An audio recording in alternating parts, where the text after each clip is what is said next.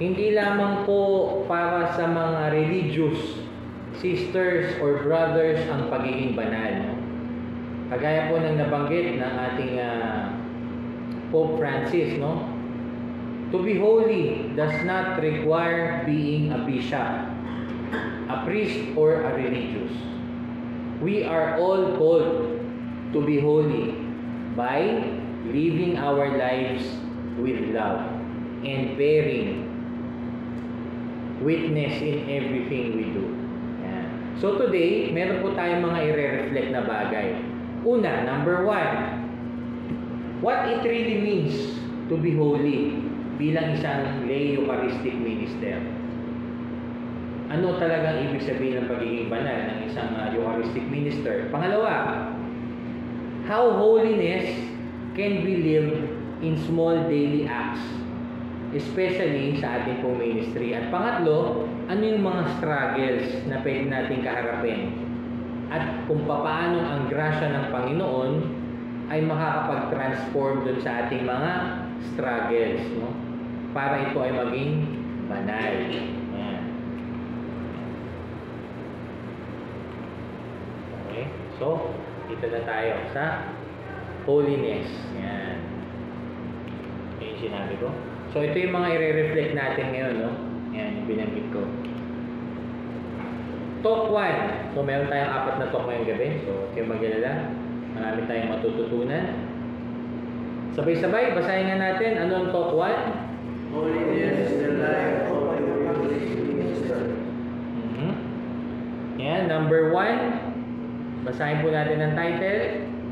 Holiness is the life of Eucharistic minister. Yan, okay. So, ang holiness po, o ang pagiging banal, ay ito po ay isang relasyon. Hindi po ito pagiging perfecto lamang. Ano ibig sabihin natin doon? No? Marami kasi nag-iisip kapag sinabi mong banal, walang dungis. Meron ba dito walang dungis? No? Mahirap yan, no? Ang pagiging banal po, ang ibig sabihin niyan, kayo po ay you belong to God. Yan, no? So, hindi siya pagiging flawless, but about belonging to God. Marami sa atin, nagkakamali kasi pag inisip mo na, oh banal, kailangan hindi ako magkamali, no? Kailangan wala akong kasalanan. Hindi ako pwedeng panghinaan ng loob kasi banal ako eh. Ang pagiging banal, inihahalin tulad natin sa pagiging perpekto. Eh wala namang perpekto, no? Para bang dapat tayo ay isang walang dungis na diamante mula sa umpisa. Ganun tayo. But this is not the holiness that God calls us to. Hindi tayo tinawag ng Panginoon para maging flawless. Ang pagiging banal po in its deepest sense means to be set apart for God. Itinabi tayo para sa Panginoon. No? Pinili ka para sa Panginoon. It means living in a way that says ang buhay mo sa araw-araw, pag namumuhay ka, sinasabi ng pamumuhay mo, Panginoon, I am yours. Sa iyo po ako, Panginoon. Sa lahat ng ginagawa mo. No? So, hindi naman ibig sabihin na hindi ka magkakamali. Hindi ibig sabihin na, alam nyo, yung mga santo nga, di ba? Alam natin yung buhay ng mga santo natin. Yung iba dyan, talaga namang naging makasalanan bago sila naging santo. So, hindi, ang pinagkaiba nitong mga santo natin, na tinutukoy kong naging makasalanan, bumangon sila, natuto silang magbago. No? Hindi nila tinalikuran ng Panginoon. At lagi silang nag-yes. Sinabi ng Panginoon, magbago ka. Yes. Ganito ang gawin mo sa buhay mo. Yes. No? Sa kabila ng kanilang kahinaan. At bilang mga Eucharistic minister po, yun nga sabi ko, no, hindi tayo tinawag para maging perfecto. Tinawag kayo ng Panginoon. Kasi sa puso nyo, willing kayong mahubog. Kaya nga kayo nandito ngayong gabi. Ito ay formation program. Ibig sabihin, paghuhubog, no, sa inyo. So kayo ay nandito dahil sumagot kayo ng, oo Panginoon, handa kaming mahubog pa. Diba? Hindi dahil sa Nandito kayo dahil perfecto kayo. At nandito kayo dahil banal kayo at wala kayong dungis o kahit na kasalanan. Diba? Nandito kayo dahil gusto nyo mahubog para sa Panginoon. Okay? So, tinawag tayo ng Panginoon dahil hindi tayo perfecto, pero willing tayong mahubog. Bilang mga Eucharistic ministers, so aminin na natin, sino dito ang minsan nadidistract, taas ang kamay? Sino dito ang minsan nawawala ng pasensya? Hindi lang sa misa, no? Sa pang-araw-araw ng buhay. Sino dito ang minsan nagsiserve ka na lang dahil parang routine mo yun. Pero hindi dahil sa talagang nararamdaman mo sa sarili mo na tinatawag ka para maglingkod sa araw na yun. Kumbaga parang, nahiya ako, wala na kasi magsiserve eh. O kaya talagang nakakagalingan ko lang talaga na linggo-linggo, pupunta ako sa simbahan, tutulong ako sa pagbibigay ng komunyon. Sino dito na minsan ang pakiramdam mo, hindi ka karapat-dapat para sa linggo na yun, para maging Eucharistic minister dahil may kasalanan kang ginawa? Diba? Minsan meron tayong mga ganyang pakiramdam. Tao tayo. And yet, pinipili ka ng Panginoon araw-araw para maging Eucharistic minister. Hindi nga dahil banal ka. Hindi dahil ikaw ang pinakabanal na lalaki sa ating parokya. Pinipili ka niya dahil nakikita ng Panginoon ng puso mo na meron kang willingness. Meron kang pagkagusto. Kaya po nandyan yung imahe ng, ano ba to? Yung gumagawa ng, yung ginagawa niya. Paso. Diba? Hinuhubog niya yung paso. Kasi yung paso, hindi naman niya huhulma ng mag-isa. Inilagay mo yung putik dyan, magiging paso ba yung putik? Hindi, di ba? Kailangan mo ng tagahulma. Kailangan mo ng tagahubog. So yung putik na yun, hinahayaan niyang hulmahin siya ng kamay. In the same way, ganun din tayo. Hindi naman tayo, kumbaga we don't make ourselves holy by our own strength. Hindi natin kaya magpakabanal ng tayo lang, ng sa sarili lang natin. Magiging banal lang tayo sa pamamagitan ng pagkulma sa ating buhay ng nino? Sabay-sabay? Yes, ng Panginoon, no? Sa pamamagitan ng panalangin, ng sakramento, at ng ating paglilingkod. Yan. So, ang tanong, perfecto ba ako? Hindi nga, tanongin nyo nga sarili nyo, sabay-sabay kayo. Perfecto ba ako? So, ano sagot, di ba? Kasi hindi yun dapat ang tinanong natin sa sarili natin. Dapat ang tinanong natin sa sarili natin ay, willing ba akong mahulma ng Panginoon? Sige, tanongin nyo ang sarili nyo ngayon. Willing ba ako mahulma ng Panginoon? Ano sagot? Yes. Example, no? Meron tayong magandang example. Si San Pedro. Si San Pedro, ang ugali niyan, impulsive. No? He doubted. Nagduda pa yan. Dininay pa si Kristo. Diba? Dahil sa takot. By human standards, tao siya, di ba? Disqualified na dapat kung tayo ang titingin sa kanya. Lalo na sa kanya ibinigay ng susi ng simbahan. Diba? Kung tayo lang ang titingin kay San Pedro, karapat-dapat ba to? Diba? Kung tao lang ang titingin sa kanya, hindi, diba? Pero anong ginawa ni Jesus?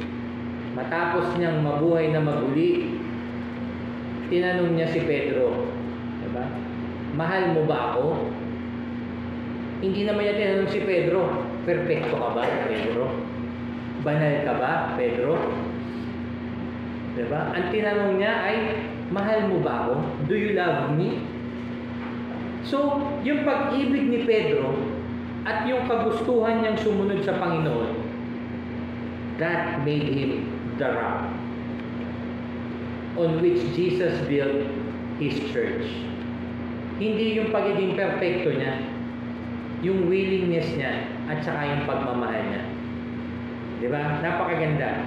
No? So, gawin nating ehemplo si San Pedro. Dahil kagaya natin, tayo din natatakot, Minsan, yung pananampalataya nga natin, hindi natin kayang buuin.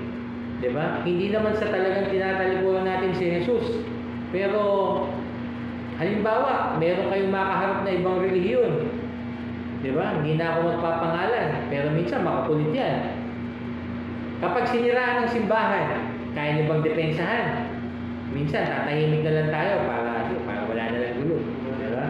Para wala na lang usapin. Yun ay pagtalikod na rin.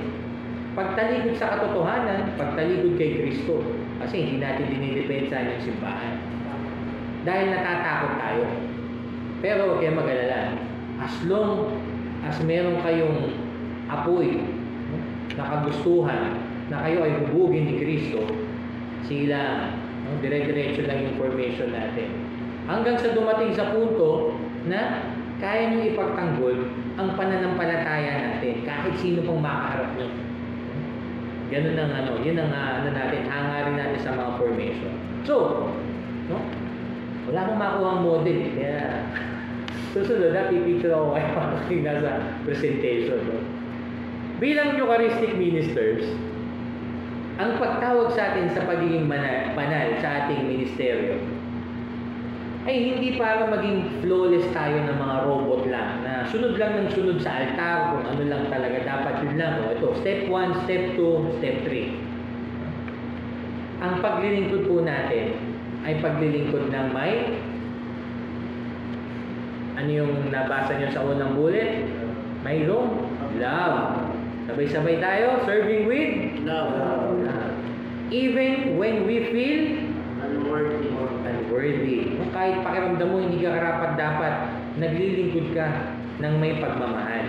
Pangalawa, returning to confession when we fall. No? Yan pong sakramento ng kumpisal. Wala po niyan sa iba. Wala po sa ibang relihiyon yan. Yan pong sakramento na yan ay nasa ating simbahan. Gamitin po natin siya para maging daluyan ng grasya ng Panginoon. Pangatlo, allowing the Eucharist we receive and distribute to transform us little by little. Hindi naman talaga instant yan. Ang pagtanggap ng komunyon, yan ay nakakapagpabanal. Pero hindi instant. Transformative yan. Na tayo ay nasa isang journey. Hindi lang sa binibigyan nyo ng komunyon, pati na rin tayo na tumatanggap ng komunyon linggo-linggo. At pangapat, saying to Jesus, every time we serve, sabay-sabay nga, Lord, I'm not perfect, but I am yours. yes, hindi po ako perfecto, Panginoon, pero sa iyo po ako. Diba? Hubugin mo po ako, Panginoon. Yung pagiging banal natin ay yung pagiging belong natin sa Panginoon. Again and again. No matter what. No? Yan pong kasalanan. Kaya po yan ikinukumpisal. Dahil para yan tanikala.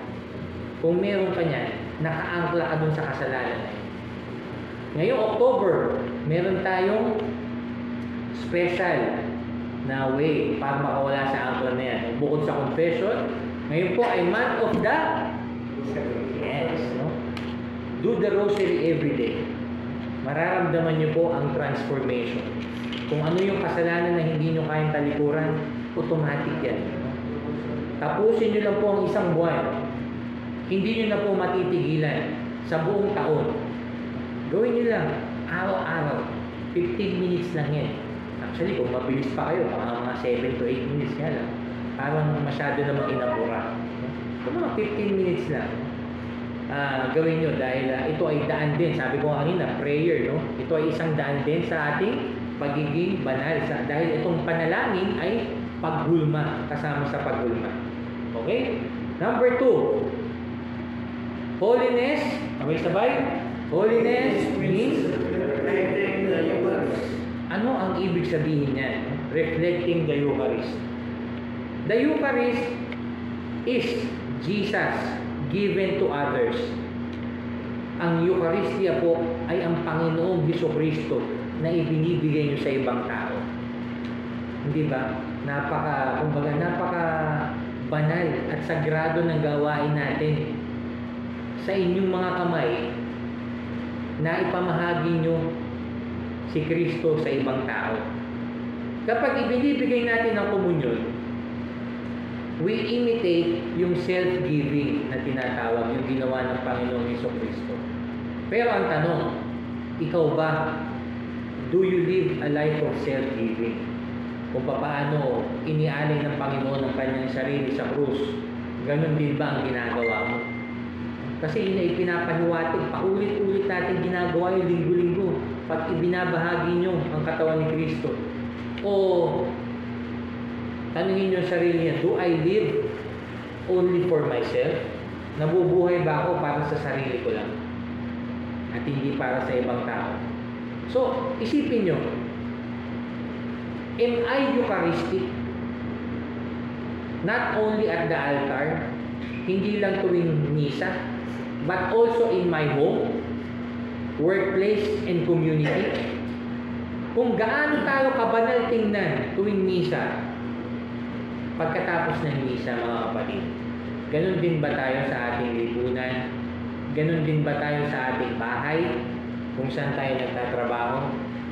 O naka-costume lang ba tayo na Eucharistic minister kapag linggo? Pero pagkatapos nun, wala na. Yung pong paghuhulma na ginagawa sa atin ng Panginoon, hindi lang po yun sa misa nagaganap. Hindi lang tuwing may formation. Sa araw-araw. So yung pagiging Eucharistic minister natin, yung term na Eucharistic, lagi yung tatandaan yun. Eucharistic pa rin ba ako sa labas ng simbahan? No? Yun ang tanong. Holiness means reflecting the Eucharist. Ang pagiging banal, ang ibig sabihin, nakikita sa iyo ang Eucharistia. Uy, parang mabigat sila. Diba? Kasi nga, pagiging banal yun. Pero, ang Eucharist kasi, hindi naman yung isang ritual lang o isang sagradong bagay lang. Ito po ay ang Panginoong Jesucristo. Yung hawak nyo tuwing linggo, Panginoong Jesus yun na ibinibigay nyo sa kapwa natin. Diba? Hindi yan parang rito lang na ginagawa natin tuwing linggo. Every time na lumalapit tayo sa altar, alalahanin natin lagi, this is my body given up for you. Yun ang sinabi ng Panginoon. This is my blood poured out for you. Self-giving. So, sa puso po ng Eucharistia ay yung self-giving love na tinatawag. Sabay-sabay nga, anong tawag doon sa love? Self-giving love. Hindi lang siya basta love. Anong tawag sa love na yon? Self-giving. Self-giving. Sacrificial. Ibinibigay mo ang sarili mo. Ganun klaseng pagmamahal. So, malalim na klase ng pagmamahal. The Eucharist, kapag tayo ay nagsiserve bilang Eucharistic minister, hindi lang naman natin basta iniaabot ang ostya. Ang iniaabot natin ay isang tao at Diyos, si Jesucristo. The bread of life kung tawagin. And we participate in His act of self-giving. Dahil tayo ngayon nagiging daan para doon sa pagbibigay ng kanyang self-giving love. Ipinapaalala natin doon sa mga binibigay natin ng komunyon, linggo-linggo. Ito ang Panginoong Jesucristo, inialay ang buhay para sa iyo. Diba? Kaya nga sinasabi natin, katawan ni Kristo. Ito yun. Hindi makakarating sa Kanya kung hindi mo ibinigay. Diba? Kaya, very good sa mga Eucharistic minister na talagang alert. Sino pa bang hindi nakakapagkomunyon? Lalo na yung mga may edad na, hindi nakapila. O alam nyo, minsan meron kasi tayong mga Katoliko, lalo na yung mga nagsisimba sa labas at ayaw pumasok. Kailangan nyo pa talagang ihatid, di ba? Kasi may pumipigil sa kanila eh. Hindi naman natin sila mahusgahan kung ano yun at ayaw nilang pumasok sa simbahan kahit may upuan pa. Pero, ang tansya ko dyan, isa dyan, kasalanan. Diba? Kanina pinag-uusapan natin, minsan ba pakiramdam mo parang hindi ka karapat-dapat? Baka yung mga taong nasa labas, ang pakiramdam nila, nahihiya ako kay Lord eh. Kasi dumating ako late na eh. O kaya kasi may kasalanan akong mabigat eh. Parang hindi ko kayang pumasok ng simbahan. Eh kayo bilang Eucharistic Minister, inilalapit nyo ang Panginoon sa kanila. Lumalabas pa kayo doon sa patio ng simbahan. Diba? Yung iba kung hindi pa kayo matanaw na palapit, hindi pa pipila. Nakatayo lang, maiisip lang, okay na. So kayo yung parang naging magnet. Imagine niyo kung yung Eucharistia na yun ay nakakapagpabanal, tinulungan niyo yung tao para maabot si Kristo para sa linggo na iyon. Diba? Hindi kompleto yung misa niya kung wala yun. Oo, hindi natin inire-recommend na kayo ay kumuha ng tumanggap ng komunyon kung hindi ka pa nakakapangumpisal at ikaw ay mayroong mabigat na kasalanan. Pero alam nyo, ang Panginoong Hesukristo lang naman talagang makakapagpabago doon sa tao. So kung siya ay tinawag sa puso niya, pagkakita sa iyo, dahil sa iyong reverence o yung pagkabanal sa linggo na iyo, nakita ka, hawak mo ang siborium, papalapit ka, talagang banal na banal ka, nagniningning ka sa paningin ng tao. Ikaw si Kristo sa paningin niya, papalapit sa Kanya. Kaya siya, mapipito, mumumunyo na ako. Kasi tinawag siya sa puso niya. Dahil nakita ka niya, naramdaman niya yung respeto mo sa hawak mong Eucharistia. Nakita niya yung mga nakapila, iniisa-isa mo, sinasabi mo with deep devotion and reverence at talagang nananampalataya ka ang katawan ni Kristo. Yung hindi yung walang planong mangumunyon, dahil nakikita ka niya, kinakausap na ng Panginoon, kakaulit-ulit mo ang katawan ni Kristo. Tatayo na rin yung tao, lalapit na rin, at pipila na rin yung tao. Diba? Napakagandang picture yung aking ikinuwento sa inyo. So, when we give communion, brothers, sabi ko nga sa inyo, ini-imitate natin yung pagbibigay, self-giving love ng Panginoong Hesukristo. No? Every time that we extend our hand and say, the body of Christ, hindi lang po iyon simple task. Hindi lang po yung isang simpleng gawain na paulit-ulit lang kailangan natin gawin. Hindi, ganito daw yun. Lalo na dun sa mga bago. No? Hindi lang yung simpleng kataga na sasabihin nyo kasama ng pagtaas ng hostya, ang katawan ni Kristo, ang katawan ni Kristo. Paulit-ulit. Diba? Ang katawan ni Kristo, katawan ni Kristo, katawan ni Kristo, katawan ni Kristo. Alam ko, nabanggit ko na ito noong isang taon dahil yung reverence yung formation natin. Hindi ko po maramdaman ang reverence, no? O ang paggalang na talaga namang sukdulang paggalang sa Eucharistia kapag ako'y nakatapat doon sa lay minister, no? Sa ibang parokya ito, na parang robot. Sa dami ng nagsisimba at nangungumunyon, katawan ni Kristo, katawan ni Kristo. Minsan, di mo na maintindihan. Ano daw sinabi niya? Katawan ni Kristo, katawan ni Kristo. Diba? Hindi ito isang automatic lang na words na basta paulit-ulit mo lang, kailangan paulit-ulit ko na sabihin ito para matapos siya agad ang haba ng pili. Hindi siya gano'n, no? Kasi ini-imitate nga natin eh, yung self-giving na ginawa ng Panginoon, ibinibigay mo. Diba? So, ang mga tanong dyan, no? Sige nga, basahin natin ang unang tanong. Do I give myself in the same way to my spouse?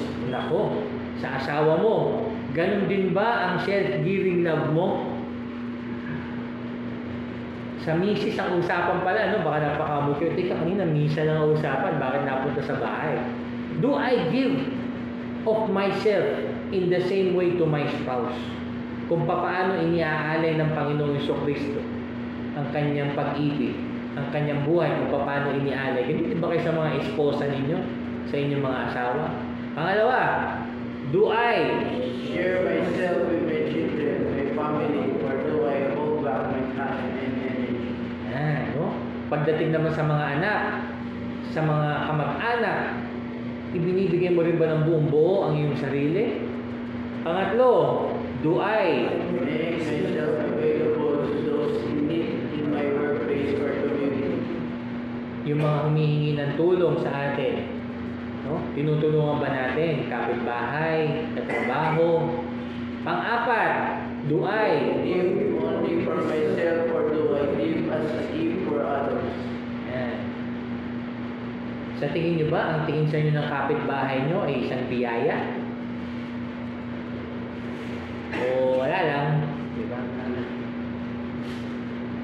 Medyo mabigat ang pagiging Eucharistic minister kung talagang isa sa buhay natin at tayo ay araw-araw na magiging Eucharistic. Kasi ang pagiging Eucharistic ay pagiging self-giving. Iniaalay mo ang sarili mo sa pamilya mo, sa kaibigan mo, sa katrabaho mo, sa kapitbahay mo. So, kung bukas ay meron kang pinagdamutan, Eucharistic ka ba bukas? Kung bukas, nag-away kayo ng asawa mo dahil sa mga diskusyonan na pwede namang naiwasan, Eucharistic ka ba? Kung sa anak mo, mamaya, hindi mo pinansin, no? Meron siyang gustong sabihin sa'yo, Eucharistic ka ba sa kanya? Hindi rin, di ba? So, alam nyo, ang pagiging banal ay hindi lamang nasusukat kung gaano tayo kabanal sa misa, no? Yung pagiging reverently pag-misa, lalo na pag hawak mo ang siborium. Hindi ko sinasabi huwag kang, talaga pag hawak mo ang siborium, talagang parang pag hinawakan mo pa lang yun, di ba? Parang merong energy na parang na-transform ka na, hindi ba? Nararamdaman nyo ba yun? Kapag hinawakan mo ng siborium, hindi ba parang, parang nag-ibang tao ka, no? Kasi naramdaman mo yung kabanalan. Pero hindi lamang doon nasusukat ang kabanalan. Ang pagiging banal ay sinusukat kung gaano tayo nagiging generous. Kung paano natin iniaalay araw-araw ang buhay natin para sa iba. Di ba? Ang ganda ng ang ganda ng natin, ng mission bilang Eucharistic ministers, di ba? Sabay-sabay nga natin basahin yan. Only this is not measured only in the how reverently I hold before you. It is measured in how generously I hold and give my life. Yun. Nasusukat daw ang kabanalan kung papaano mo hinahawakan ng buhay mo at the same time iniaalay ito generously para sa ibang tao. So hindi ka mamumuhay na para sa sarili mo lang. Naalala ko tuloy yung kanta, di ba? Walang sino man ang nabubuhay.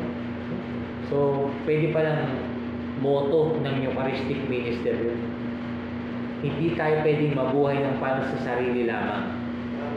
Kasi ini-imitate natin yung self-giving lagi.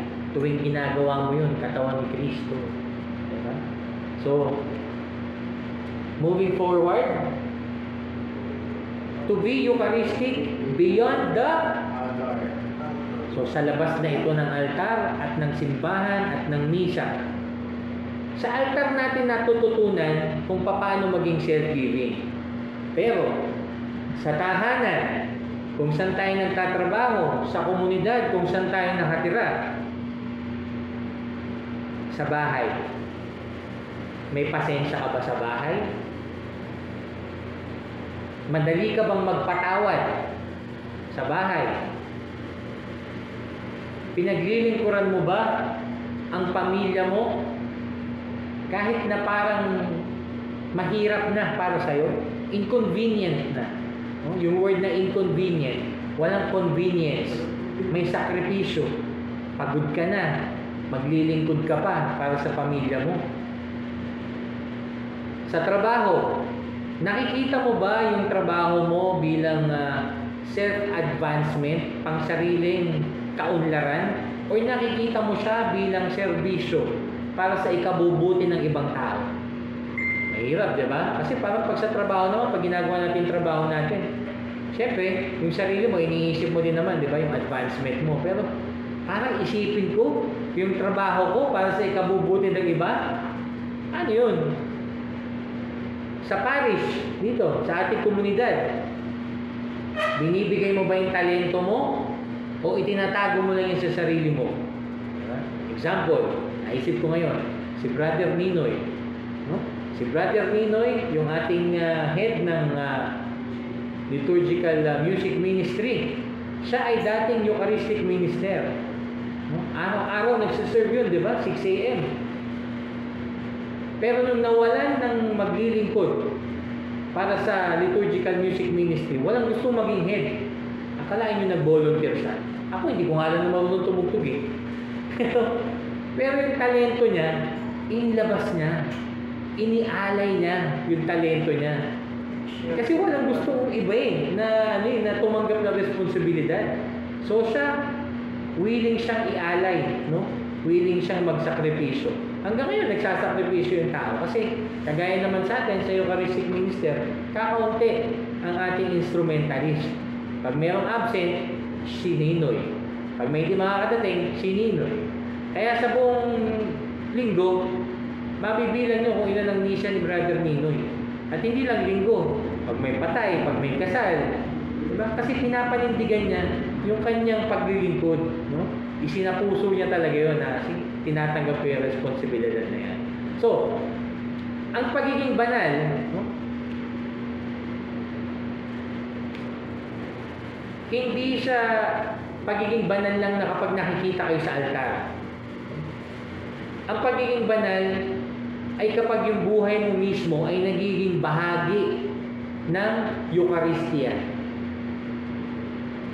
Those who meet you, no? Yung mga nakakasalamuhan nyo araw-araw at masasabi sa inyo na etong tao na to is someone who gives themselves like Jesus, who gives himself like Jesus. Yung mga nakakasalamuhan nyo sa bahay nyo, sa trabaho nyo, ganun ba yung tingin nila sa inyo? Diba? Self-giving kasi yung tingin sa inyo. Diba? Hindi kayo makasarili. So, Eucharistic yung buhay nyo kapag ganun. So, meron tayong reflection question. Pag-isipan lang natin, no? Namnamin natin itong tanong na to. Am I Eucharistic not only at the altar, but also in my home, in my workplace, and in my community? Diba?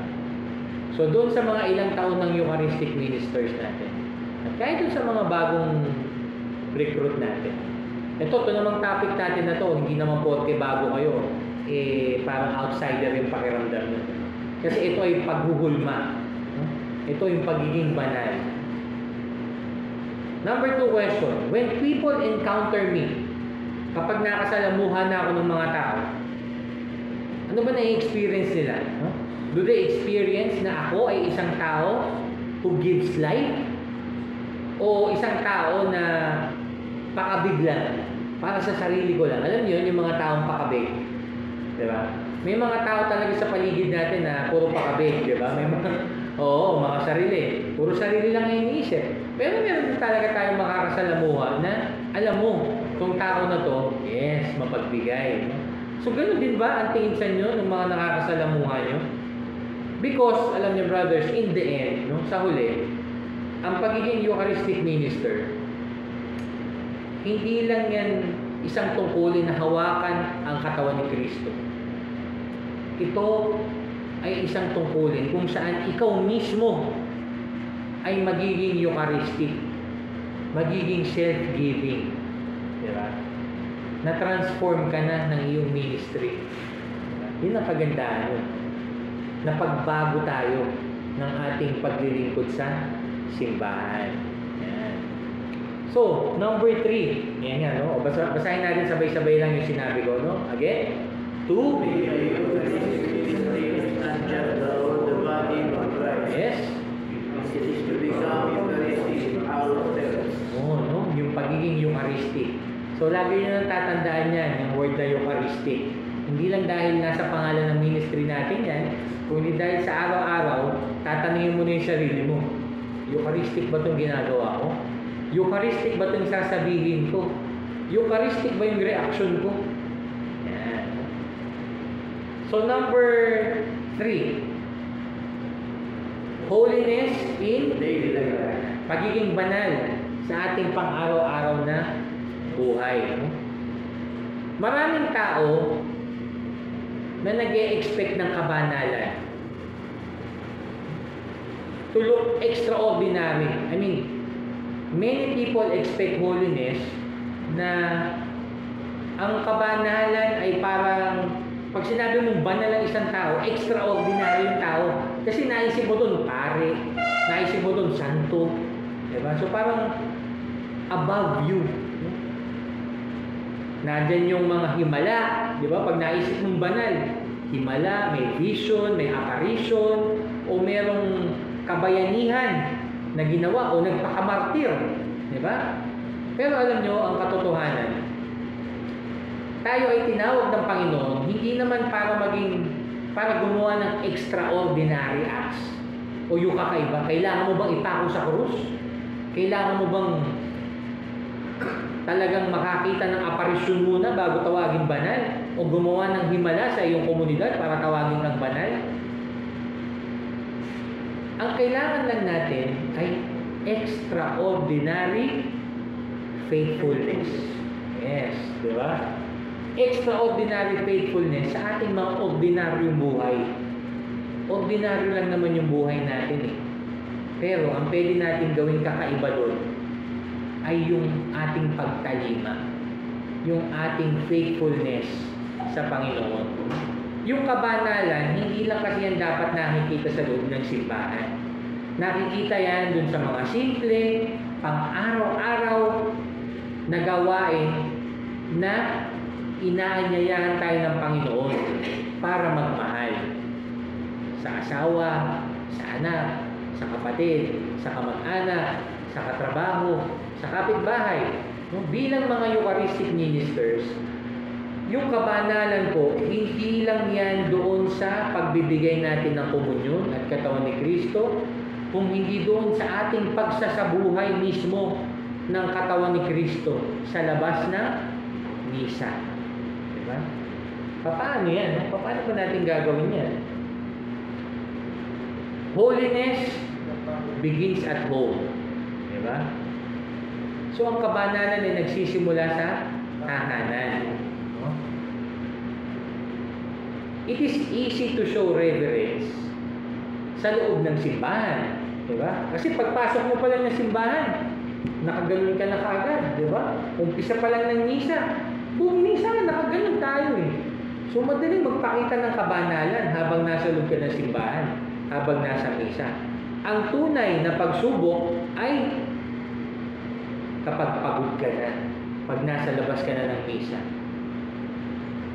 Lunes hanggang Sabado, pagod ka ni, stress ka na. Pero tinatawag ka pa ng Panginoon para mahalin ang maingay mong asawa. Di ba? Pagod ka na nga, nasisigawan ka pa sa bahay, hindi naman dapat sa tingin mo, di ba? Pagod ka na nga, yung mga anak mo, ang kukulit pa. Pagod ka na nga, yung magulang mo, inuubos pa ang pasensya mo, makulit. Diba? Doon tinatawag ang kabanalan. Kapag hindi sumunod sa atin ang mga anak natin, naging disobedient, kapag meron tayong hindi pagkakaunawaan sa ating asawa, pinapakita nyo ang kabanalan kapag hindi tayo nagsalita ng masama patungkol sa mga okasyon na yun. Diba? Kapag ang ginawa nyo ay yung mahinahon at maunawaing pakikipag-usap. Yan, kabanalan. Ikaw ba ay madaling magalit? Hindi mo subukang huminga muna ng malalim bago magalit. Tapos, magdasal ka, pumikit ka. Sabihin mo, Lord, bigyan mo po ako ng pasensya dahil kayo po ay punong-puno ng pasensya sa akin. Diba? Totoo naman. Napakapasensyoso ng Panginoon sa atin. At siguro, pagkatapos ng panalangin na yun, pwede ka nang sumagot ng may pagmamahal doon sa iyong kaargumento. So, holiness in the family is Eucharistic. Sa pamilya yan. It means breaking ourselves kagaya ng tinapay, giving our time, our understanding, and our presence, no? For the sake of those we love. Okay, ang ganda, di ba? Being Eucharistic at home. Number 2. Sige nga, ano yung number 2? In honesty at work. Pagiging matapat. No? Ngayon, meron ba taga DPWH dito? Wala naman, di ba? May contractor ba dito? Wala naman. May government employee ba dito? Pero school, di ba? Oo, DepEd. Wala naman masyadong issue to.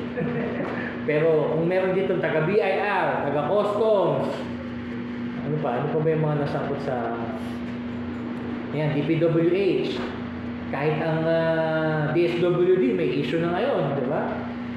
Honesty. Ang holiness ay hindi lamang sa pagdarasal. Ito ay usaping integridad. Sabihin nga natin, integrity. Pagiging matapat. To be holy means truthful. No? Even when it is costly, choosing honesty over shortcuts and integrity over corruption.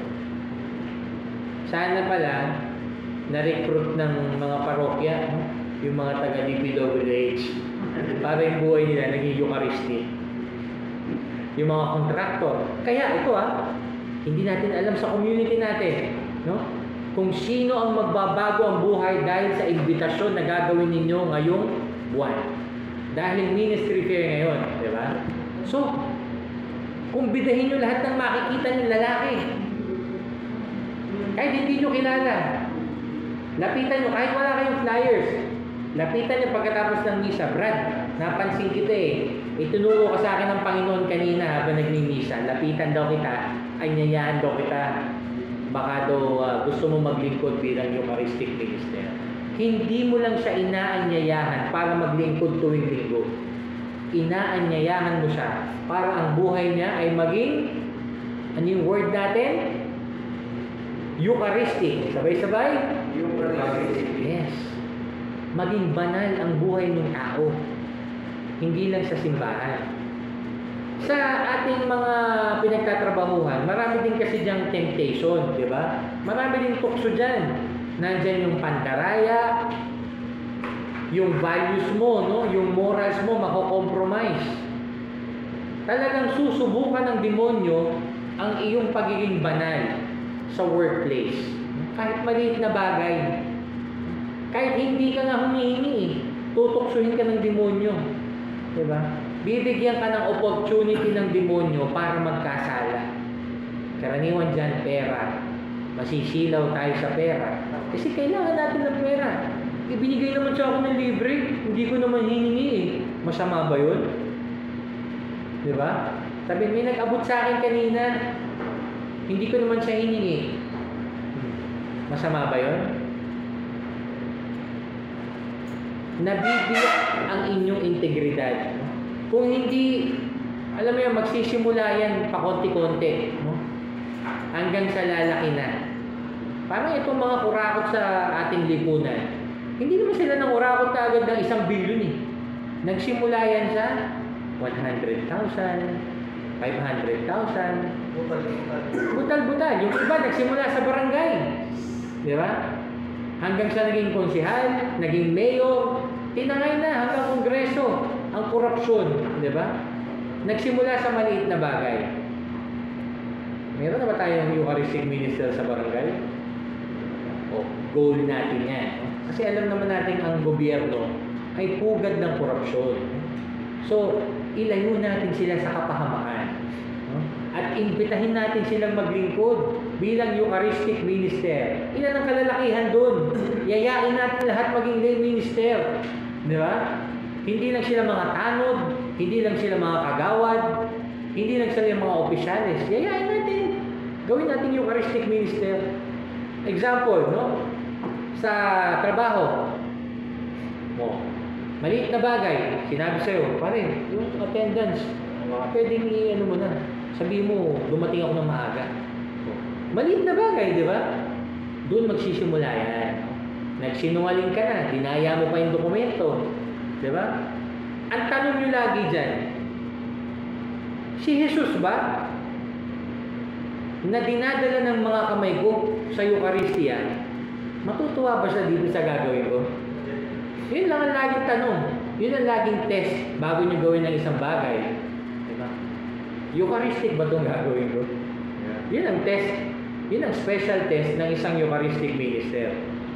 Ang inyo pong katapatan ay nagsasalamin ng inyong kabanalan.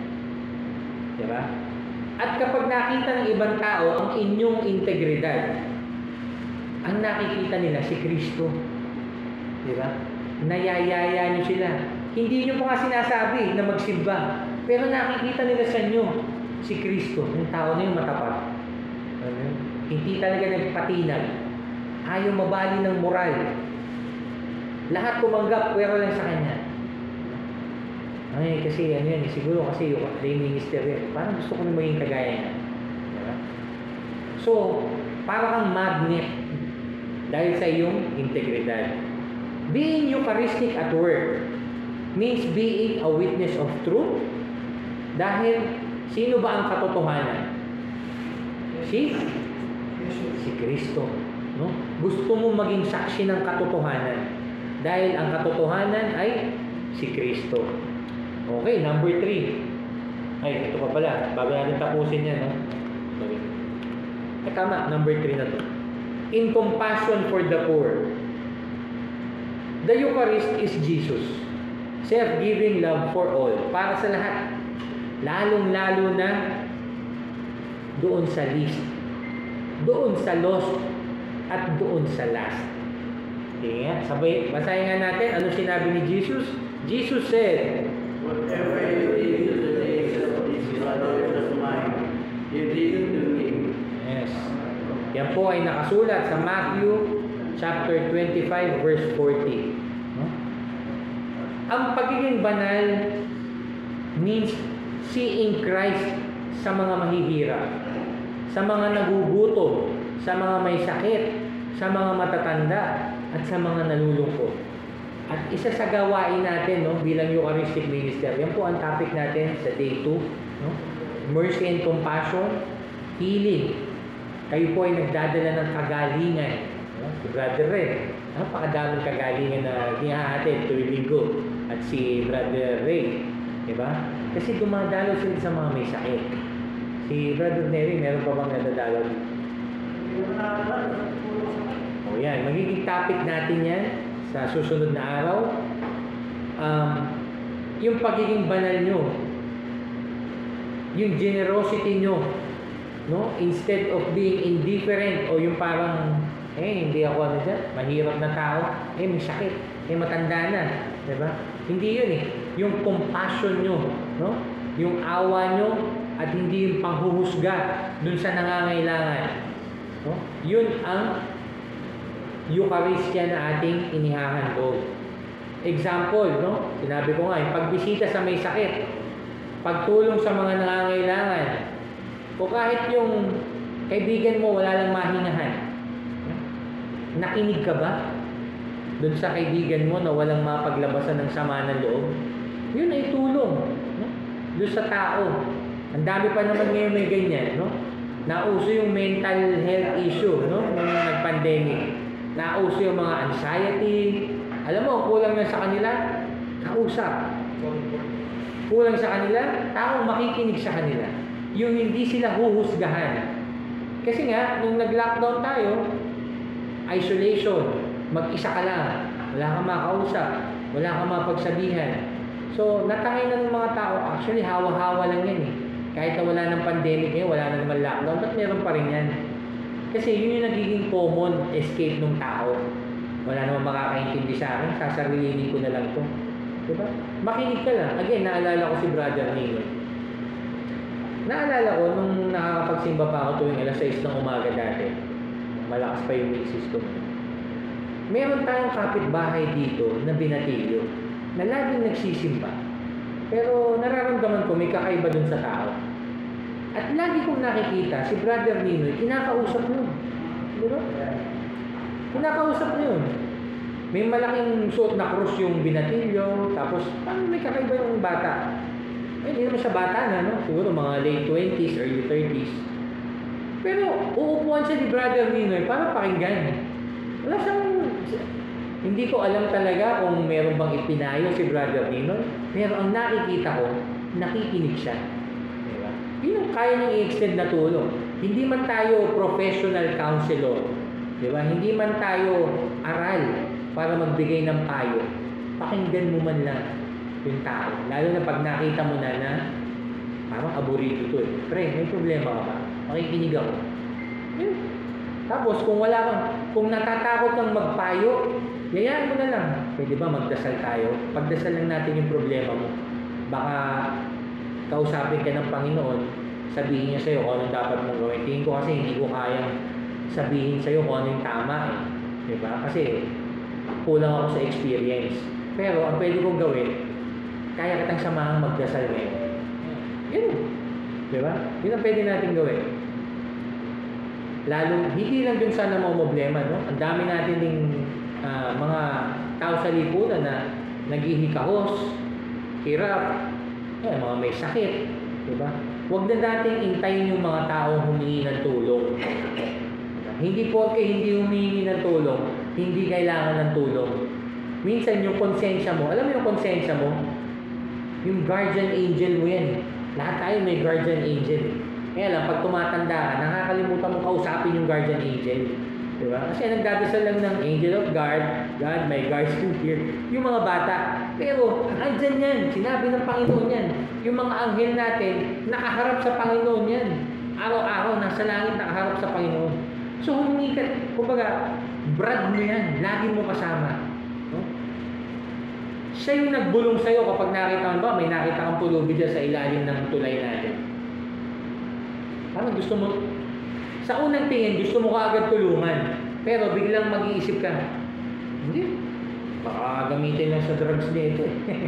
Diba? So, may kumontra na. May nakita kang mukhang hindi pa nag-aalusan sa kapitbahay mo, parang aburido. Gusto mong bigyan ng pandesal noong una sa unang tingin mo. Kaya lang, hindi, parang suplado to eh. Yan. Kilala nyo na kung sino yung kumontra. Kasi sa bawat isang tao, may nakatoka rin demonyo eh. Diba? So, pakinggan nyo yung konsensya nyo, pakinggan nyo yung anghel nyo.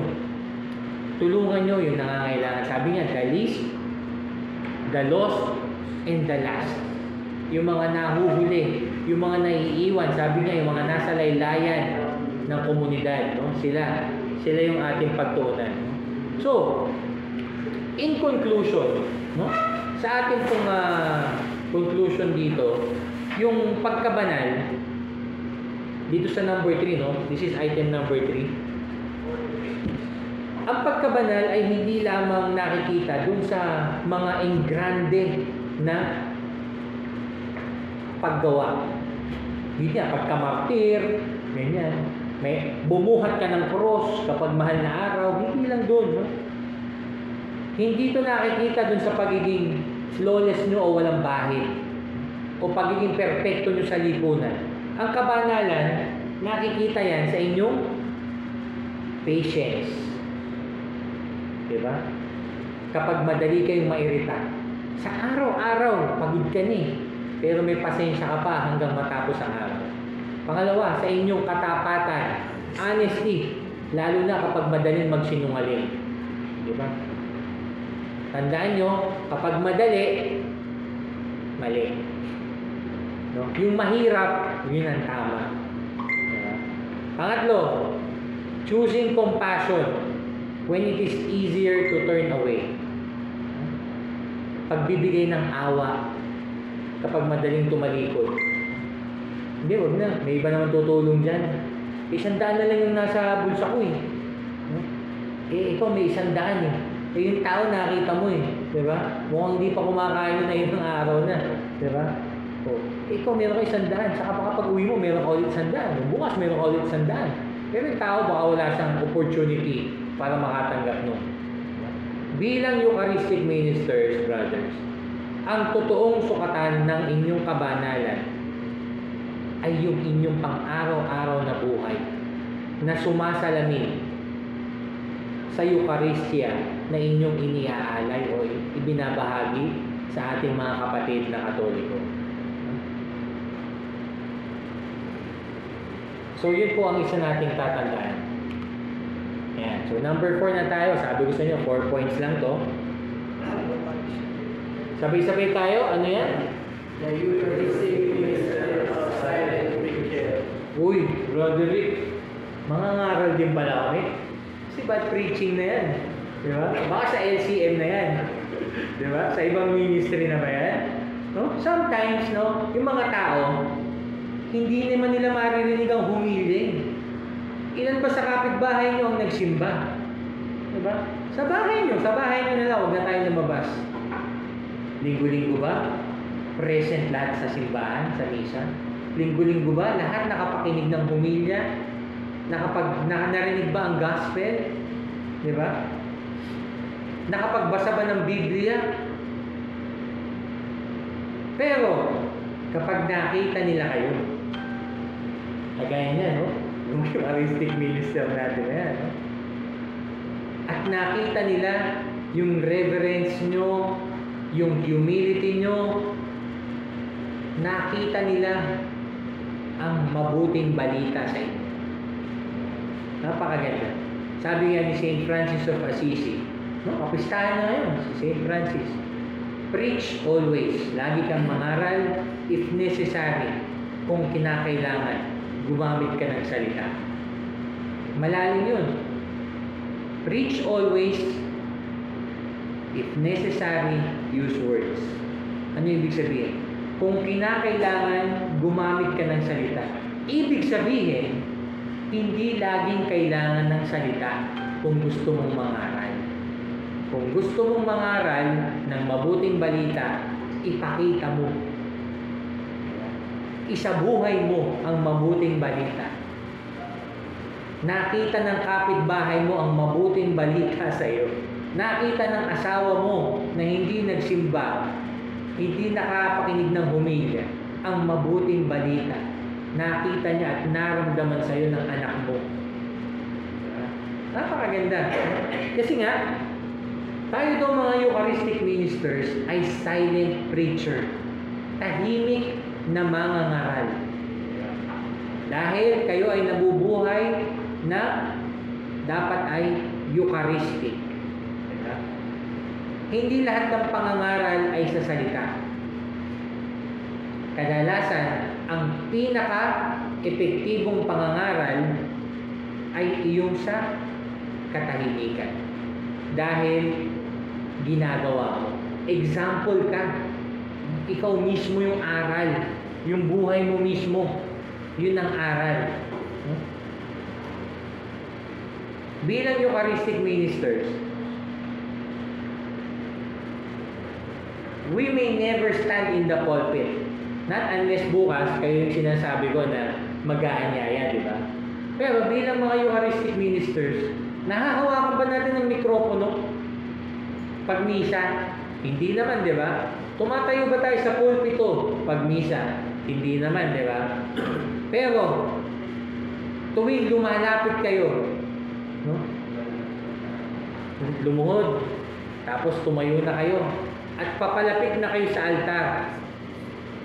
Kinuha nyo ang katawan ni Kristo at ibinahagi sa ibang tao. Yun po ang humilya na ibinabahagi nyo sa kanila.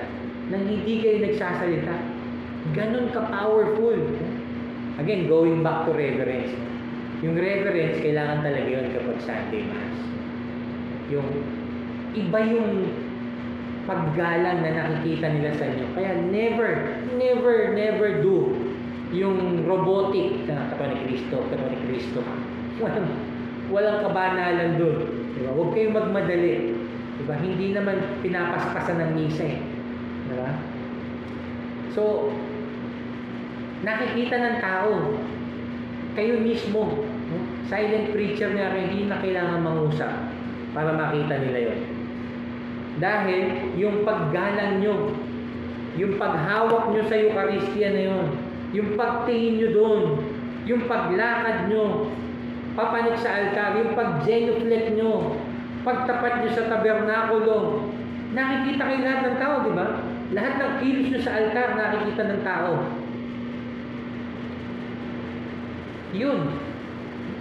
Yun, pagkabanal nyo na yun tuwing linggo, iba ang dating nun sa ating mga parishioners.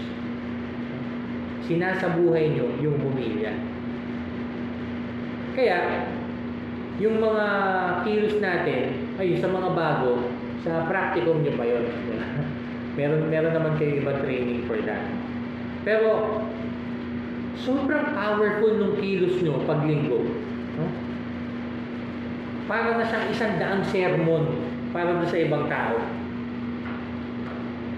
Yung picture na yan, diba? Kita niyo yung bata. Hindi naman naiintindihan ng maliliit na bata eh. Yung sinasabi, yung mga readings, hindi pa nila naiintindihan yun. Gospels, hindi pa nila naiintindihan yun. Yung mga prayer responses, wala pa sa kanila yun. Diba? Theology ng Eucharist, hindi nila alam yun. Ano ang nakikita ng mga bata?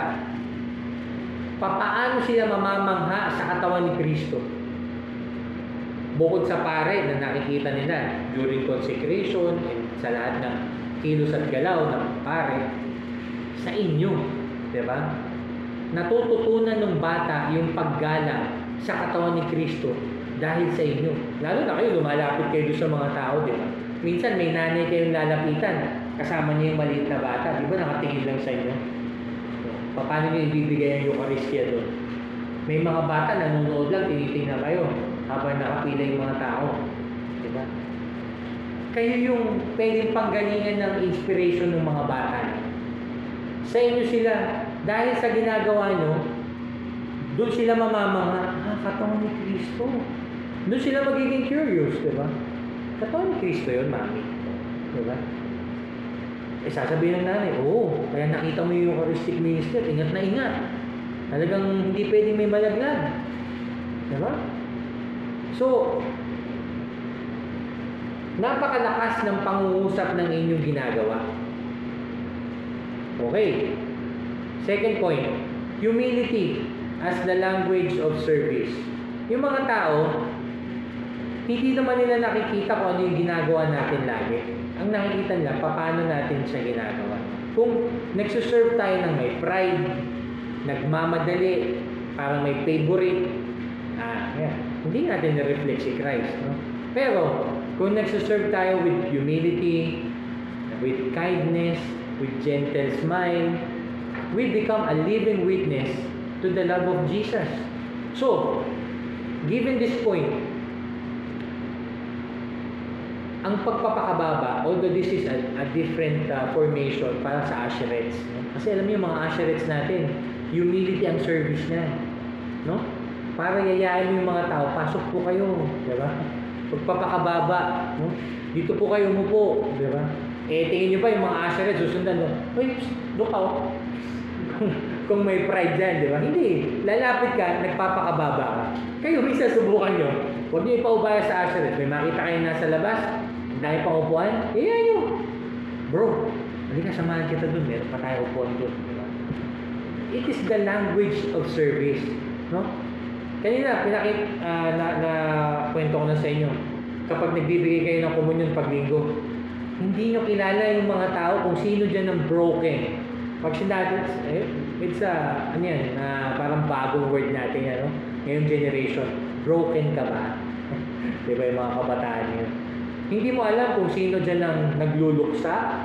Hindi mo alam kung sino dyan ang matindi ang pinagdaraanan. Hindi mo alam kung sino dyan ang magpapakamatay bukas. Sa laki ng problema. Sa sobrang bigat ng dalahinan. Bilang Eucharistic minister, no? Yung humble gesture mo, pag ibinibigay mo ang katawan ni Kristo, sinasabi mo naman yan without pride, eh. With humble and with reverence, with humility and reverence. Tinitingnan mo ba sa mata yung tao nang may pagmamahal? Tinitingnan mo ba yung tao? Ang katawan ni Kristo. Sabihin mo, mangusap ka, gamitin mo yung mata mo. Huwag yung ang katawan ni Kristo, nakatingin mo, madami pa ba? Madami pa ba? Diba? Diba? Dahil na kapag nag-iisa lang kayo. Diba? Kaya kailangan natin mag-recruit kasi mas madami kayo, mas madami kayong makakausap ng mga mata nyo ng may pagmamahal. Kasi namnamin nyo. Ilan na lang mangungumon sa inyo, mangungumon yun sa inyo, sa harapan nyo, mamadaliin nyo pa. Diba? So, ang katawan ni Kristo. No? Halos maiyak ka na. Alam mo, makikita mo sa mata ng tao yung pinagdadaanan niya kapag nakapila siya. Subukan yung tingnan yung mata. Alam niyo yung tao may pinagdadaanan. Dahil papalapit pa lang yan sa altar, nagdadasal na yan, Panginoon ko, kaawaan mo po ako, o kaya Panginoon ko, napakabigat po ng buhay ko. Tatanggapin po kayo ngayon sa pag-asa na dadali po ang grasya sa akin. So pagtapat sa inyo yan, baka meron pang halos maiiyak na kung tinitingnan niyo yung mata. Yan din sa inyo rin, no? Alam niyo ba kung paano magsabi ng I love you gamit ang mata? Mamaya, practice niyo sa mga asawa niyo. Baka hindi nila nagagawa. I love you. Gamit yung mga mata mo. Huwag mong sabihin. No? Sige nga, mamaya sabihin mo sa misis mo, Honey, meron ako sasabihin sa'yo. Gamit lang yung mata ko. Hindi ko sasabihin, ha? Sabihin mo nga sa akin kung ano sinabi ko sa'yo. Tingnan mo nga kung mahuhulaan yan na ang sinabi mo ay, mahal na mahal kita. Diba? Kaya naman, no? Possible yan. Pero, para gawin mo to sa ibang tao, tuwing linggo, tuwing nagsisilbi ka, no? Kasi alam mo, yung gagawin mo na yun, baka yun lang ang tanging moment ng pag-asa ng tao na yun para sa araw na yun. Baka yun yung pagkakataon ng kagalingan ng tao na yun. Dahil nakita niya sa'yo, ang katawan ni Kristo. No? Seryoso ka to sa sinabi mo. Nang may pagmamahal, tanggapin mo to. Mahal ka ng Panginoon. Pumayo ka at magbago. Diba? Dahil dun sa sinabi mo, ang sinabi mo lang, ang katawan ni Kristo with matching love coming from your eyes. Diba? So, subukan niyo pong i-practice. Kasi nga, kasama yun sa inyong language of service. No? At saka yun nga, sa buong misa, ano lang ba sinabi natin? Ang katawan ni Kristo. Yun lang ang katagang sasabihin nyo. Kumpara sa napakadaming salita na binasa ng commentator, na sinabi ng pare, kayo ang sasabihin nyo lang, ang katawan ni Kristo. 4 na salita. Pero napaka-powerful nun. Kasi sinamahan nyo ng humility, ng reverence, at ng love. Ganun ka-powerful. Kaya nyo mag-transform ng buhay ng tao dahil doon sa gagawin nyo na yun. Okay. So, for many, sabi ko nga sa inyo, no? Gospel without works. Sinabi nga natin ni St. Francis kanina, preach always, if necessary, use words. Ibig sabihin, hindi laging kailangan ng salita para mangaral. Ibig sabihin, ang buhay natin, ang pangunahin. No? Sabihin nyo, ang buhay ko, ang pangunahin, at pinakamalakas, na sermon. Para sa ibang tao na hindi nakapagsimba. Diba? So, yung reverence, yung humility, yung fidelity nyo sa Eucharist, bilang Eucharistic minister, ibinabahagi nyo si Kristo kahit doon sa hindi nakarinig ng humilya. Diba? Doon sa mga hindi nagbukas ng Biblia, doon sa mga hindi naka-experience ng formation, ibinabahagi nyo dahil sa buhay nyo. Kasi, sabay-sabay nga kayo, sabihin nyo, basahin nyo yan. For many,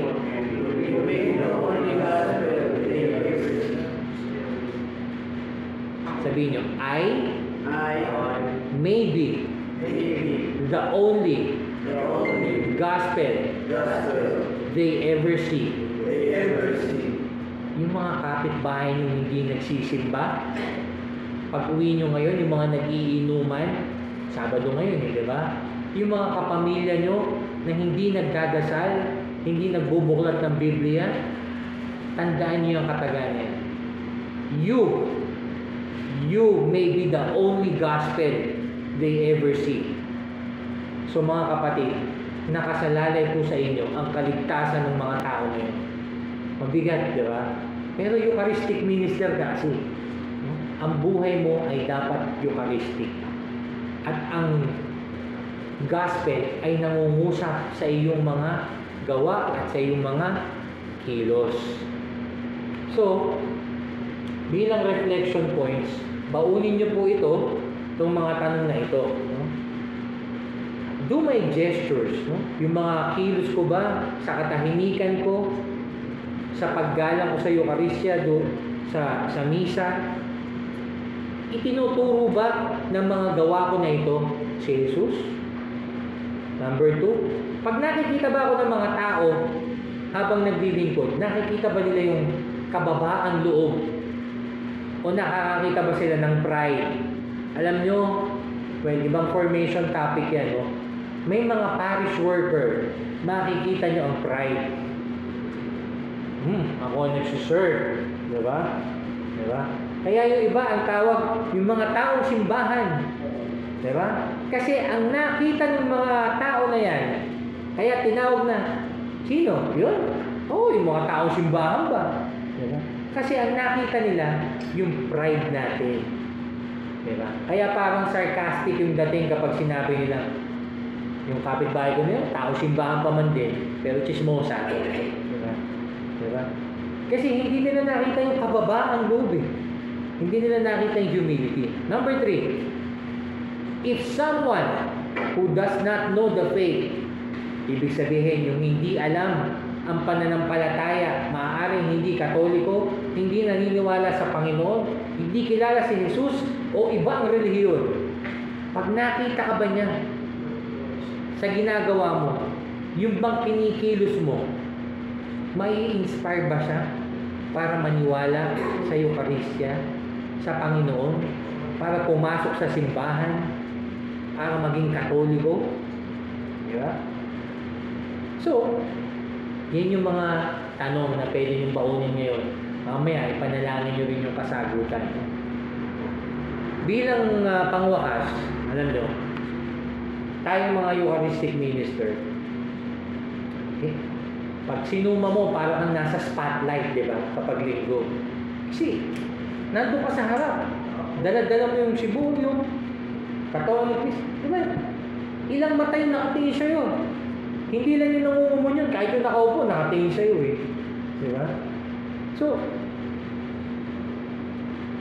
dapat, we are to become transparent.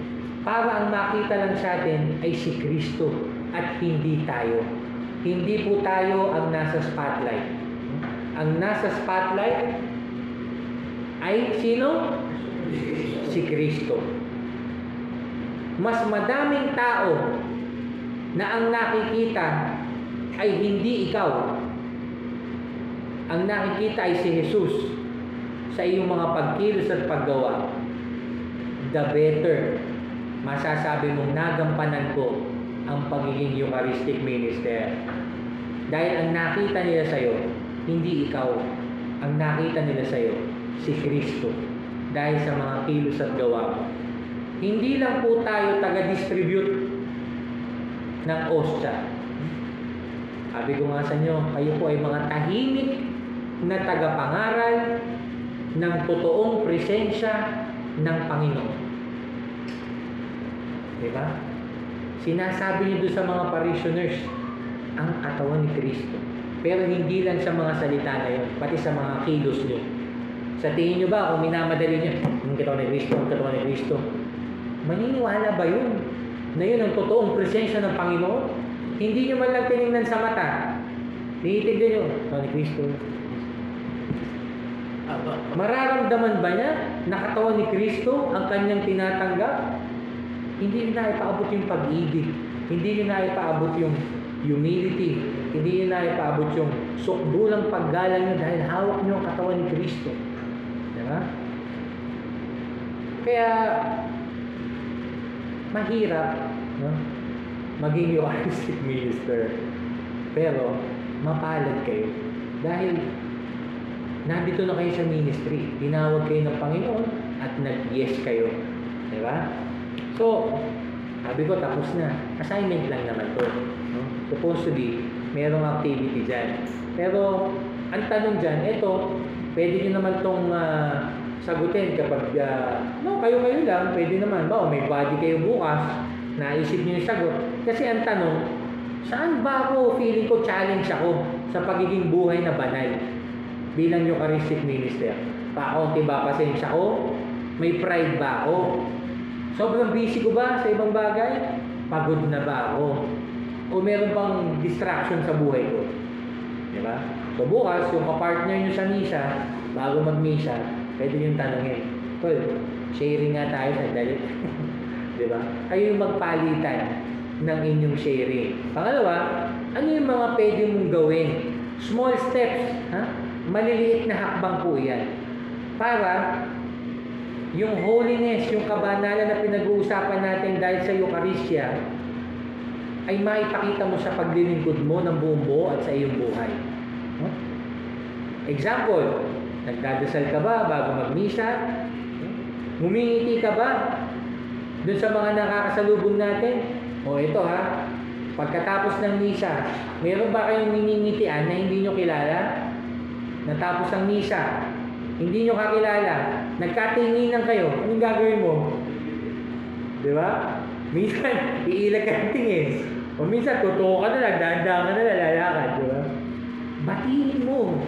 Baka kaya tumingin sa'yo, na-inspire. Baka gustong maging Eucharistic minister. Di ba? O baka tumingin sa'yo, dahil nakita niya sa'yo si Kristo. May gusto siyang sabihin sa'yo. Di ba? Hindi natin alam, pero yun nga, kailangan nating ngumiti ng may sinseridad doon sa mga nakakasalamuhan natin. Lalo-lalo na kapag katapos ng misa. Di ba? At, kagaya niya, no? Namumuhay ka ba ng may integridad sa labas ng simbahan? Yung pamumuhay mo, no? Ano yung mga small steps niya? Hindi naman big radical changes ang usapan natin. So, yan yung 2 questions lang naman natin na pwede nyong pagbahagingan tomorrow. Assignment nyo na lang naman yan. Okay? And in closing, alam niyo po, brothers, no? Ang kabanalan, ito po ay isang paglalakbay. Hindi po yan instant. Halimbawa, pinag-usapan natin ngayon, bukas banal ka na ba? Di ba? Sa makalawa, lahat ba nung ideal na sinabi natin ngayon dito sa formation, nagawa mo na ba? Sabi ko nga sa inyo, yung mga santo, nadapa rin sila. Pero, lagi silang bumabangon sa mga pagkakamali nila. Tapos, tinanggap nila yung paglalakbay kasama si Kristo, kasama ang Panginoon. Small steps. Each small step you take is precious in God's eyes. Kasi nakita ng Panginoon, humakbang ka. Diba? Patungo sa pagbabago, patungo sa kabanalan. Diba? So, mapapangiti mo ang Panginoon dahil dun sa hakbang mo na yun, dun sa small steps mo, patungo sa kabanalan. Hindi po lahat ng banal na nabuhay sa mundo ay naging santo. Pwedeng isa kayo dun sa mabubuhay na hindi naman kayo magiging santo, pero yung pagkabanal nyo tumatak dun sa mga taong nakasalamuhan. Diba? Kaya huwag nyo na lang yun na, mas naisin natin na mailista yung pangalan natin sa langit, sa lahat ng ginagawa natin. Hindi yung acknowledgement dito sa mundo. Yes. Diba? So, that concludes our topic for tonight. It's 9:15 already.